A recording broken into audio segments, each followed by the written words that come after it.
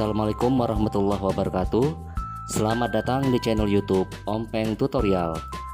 Pada kesempatan kali ini kita akan membahas cara menghitung kecepatan rata-rata, jarak dan waktu.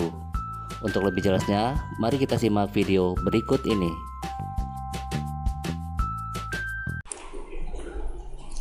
Baik teman-teman, kali ini kita akan belajar berhitung dan menentukan kecepatan rata-rata, jarak dan waktu. Langsung saja kita bahas apa itu kecepatan rata-rata, jarak dan waktu. Kita mulai dari jarak ya. Jarak biasanya disimbolkan dengan huruf S ya. Jarak ini adalah panjangnya lintasan, biasanya disimbolkan dengan kilometer ataupun meter ya. Nah, kilometer dan meter inilah yang pada umumnya digunakan untuk satuan jarak ya. Nah, kemudian waktu. Waktu biasanya disimbolkan dengan huruf T. Satuannya biasanya jam, menit ataupun detik ya. Tinggal nanti tergantung dari soal dan jawabannya. Kemudian kecepatan rata-rata. Kecepatan rata-rata ini biasanya disimbolkan dengan huruf V. Nah, satuan dari kecepatan rata-rata ini tergantung dari jarak dan waktu ya. Bisa kilometer per jam, bisa juga kilometer per menit, ataupun meter per menit ya.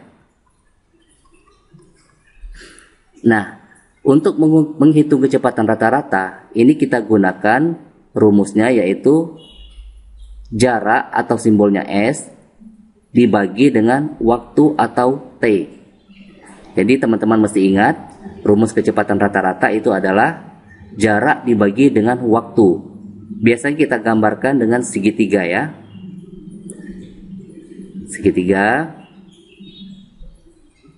Nah, biasanya huruf V atau kecepatan itu berada di sebelah kiri. Nah, kemudian huruf S ini karena ada di atas, kita taruh di bagian atas ya. Kemudian huruf T ini kita tulis di sebelah kanan. Nah, jadi V sama dengan S-nya di atas per T ya, biar lebih gampangnya saja ya. Nah, kemudian kalau misalnya ditanya jarak atau S, ini artinya S atau jarak sama dengan V dikali dengan T.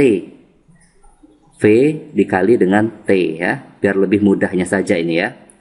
Nah, kemudian kalau misalnya ditanya waktu, waktu artinya adalah jarak dibagi dengan kecepatan ya. Jarak dibagi dengan kecepatan. Nah, inilah rumus dasar untuk menghitung kecepatan rata-rata, jarak dan waktu. Langsung saja kita ke contoh soal yang pertama. Jarak kota A dan B adalah 90 km. Nah, ini artinya yang diketahui adalah jarak ya. Jarak tadi simbolnya adalah S, yaitu 90 km. Satuannya adalah kilometer ya. Kemudian jarak tersebut ditempuh mobil selama 1/2 jam. Artinya ini adalah waktu ya, atau simbolnya tadi adalah T, yaitu 1/2 jam.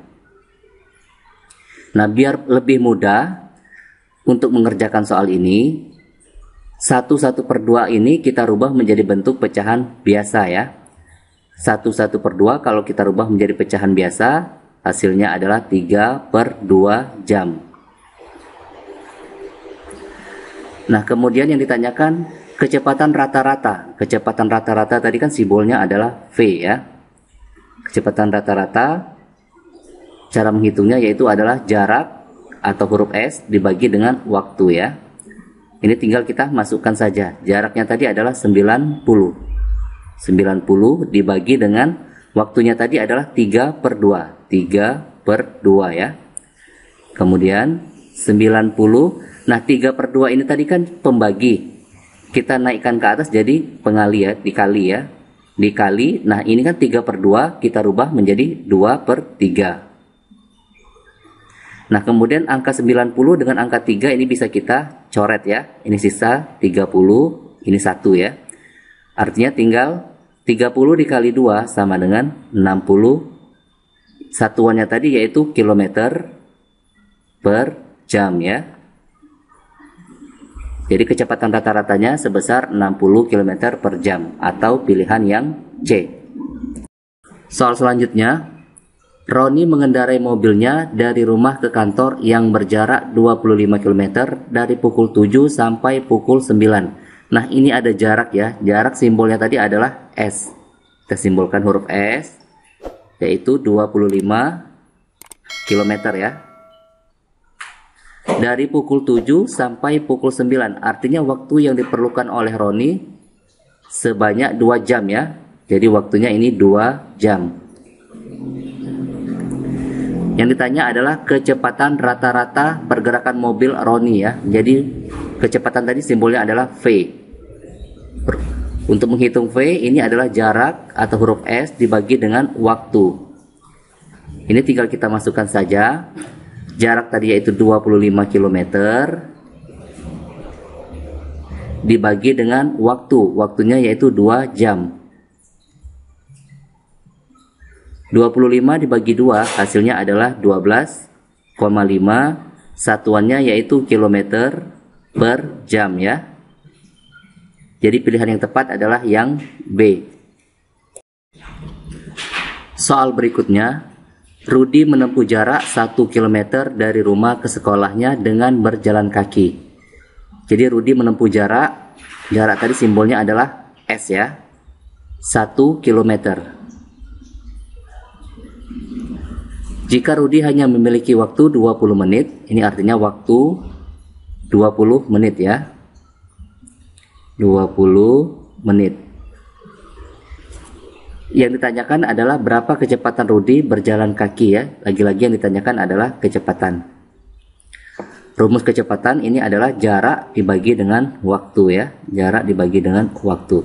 Nah ini lagi-lagi kita lihat nih. Jarak tadi awalnya ini satuannya adalah kilometer.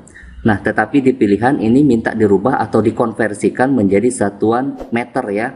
Jadi biar lebih mudah, satuan kilometer ini kita rubah menjadi satuan meter.